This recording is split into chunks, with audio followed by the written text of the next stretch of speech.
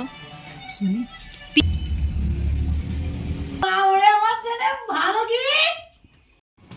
রাধে রাধে আমার প্রিয় পরিবার, আজকের ভিডিওটা সম্পূর্ণ অন্যরকম হতে চলেছে। তোমরা আস্তে আস্তে সবটাই জানতে পারবে কোথায় আমি আজকে গিয়েছিলাম, কেনই বা গিয়েছিলাম।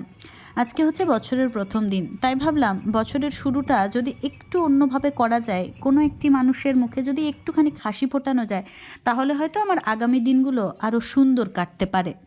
যাই হোক, তো সকাল সকাল আমার বড় ছেলেকে নিয়ে আমি বেরিয়ে পড়েছিলাম কীর্ণাহারের একটি বেশ ছোটোখাটো কিংবা বড়সড় একটা মোবাইলের দোকানে হঠাৎ কেন?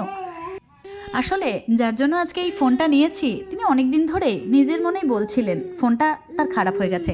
আমাকে বলেননি সরাসরি, কিন্তু আমি শুনেছিলাম এবং তখনই সিদ্ধান্ত নিয়েছিলাম একটা কিছু করব, কিন্তু সেটা করব ওনার আড়ালে, সারপ্রাইজিংলি, মানে জানতেই দেব না।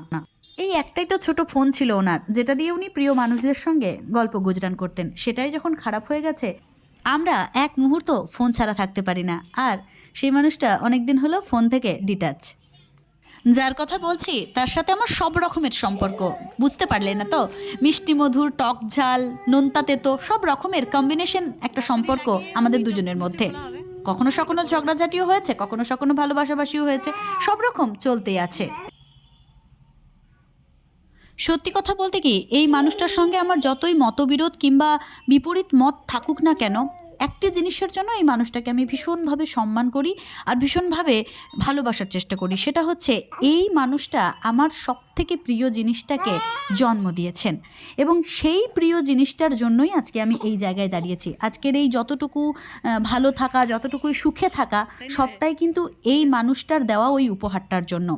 উনি আমার স্বামীকে আমার জীবনে উপহার দিয়েছিলেন। উনি যদি ওনার ছেলেকে জন্ম না দিতেন, ওনার ছেলেকে তৈরি করে না দিতেন, তাহলে হয়তো আজকে আমি এত ভালো একজন মানুষকে পেতাম না। তাই যে মানুষটা হীরের জন্ম দিয়েছে, সেই মানুষটা যেমনই হোক না কেন, সেই মানুষটার জন্য কিছু না কিছু করতে পারলেও ভালো লাগে। তো আমি সেই দিক থেকে বিচার করতে গেলে আমি এই মানুষটাকে ভীষণভাবে সম্মান করি, কারণ এই মানুষটা না থাকলে আজকে আমি আমার এত ভালো একটা সংসার পেতাম না। তো মোবাইলের দোকানে গিয়ে ওরা আমার জন্য বলছিল যে তোমার ভিডিও দেখি, খুব ভালো লাগে। আমার ছেলে তো ফ্রিজগুলো ঘুরে ঘুরে দেখছে যে এই ফ্রিজটা আমার পছন্দ, ওই ফ্রিজটা আমার পছন্দ। তা আমি বললাম যে বড় হ, নিজে রোজগার করবি, তখন নিজের জিনিস, পছন্দের জিনিস নিজেই কিনতে পারবি। বাবা মা কি উপহার দেবে, কখন দেবে, সেটার অপেক্ষায় বসে না থেকে, কিংবা সন্তানেদেরও উচিত নয় বাবা মা কি দিচ্ছে, কিংবা বাবা মাদেরও উচিত নয় সন্তান কি দিচ্ছে, সেটা পুরোটাই নিজস্ব তার কাছে। যার যতটুকু সামর্থ্য সে ততটুকু করবে প্রিয়জনদের জন্য। অনেক পরিবারে দেখেছি বৌমায়েরা শাশুড়ি মায়ের জন্য খারাপ কথা বলেন, শাশুড়ি মায়েরা বৌমায়ের জন্য খারাপ কথা বলেন, কিন্তু আমি কি মনে করি বলুন তো, যে একতরফা কখনোই বিচার করা সম্ভব নয়। আমাকেও ভালো হতে হবে তবে তিনি ভালো হবেন, এবং তাকেও ভালো হতে হবে তবে আমি ভালো হব। একতরফা কারোর থেকে এক্সপেকটেশন রাখা যে সে আমায় ভালোবাসবে, সে আমায় আদর যত্ন করবে, সেটা কখনো হতে পারে না।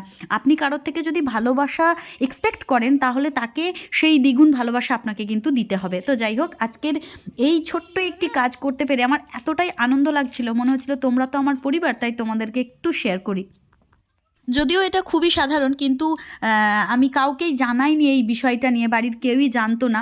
খুবই চুপি চুপি আমি নিজে একান্ত সিদ্ধান্তে এই জিনিসটা করেছিলাম, এবং যার জন্য নিয়েছি তিনিও জানতেন না।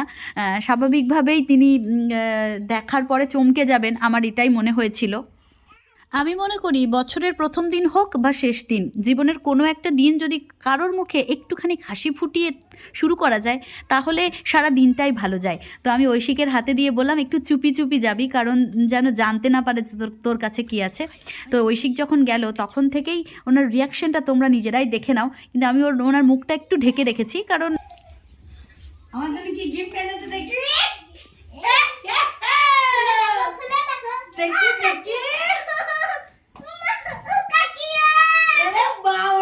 খুলে দেখো তোমার ভাল লাগবে কি না, পছন্দ। ও ওই শেষ। সুপার সুপার, দেখলি আমি বললাম মনে সুপার।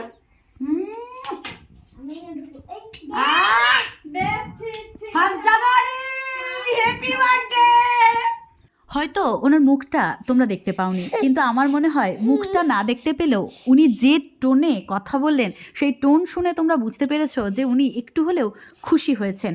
আর এই ওনার খুশি হওয়াটা দিয়েই আমার এবছরটা শুরু হলো। আমার রাধা মাধব আমাকে এইভাবেই কৃপা করুক যেন একটু একটু করে পরিবারের সকলের মুখে হাসি ফোটাতে পারি, কারণ হাসি এমনই একটি মূল্যবান জিনিস যা কয়েক কোটি টাকা দিয়েও কেনা যায় না। সকলে ভালো থাকবেন, সুস্থ থাকবেন এবং ভালো লাগলে ভিডিওটি শেয়ার করবেন। রাধে রাধে, জয় শ্রীকৃষ্ণ।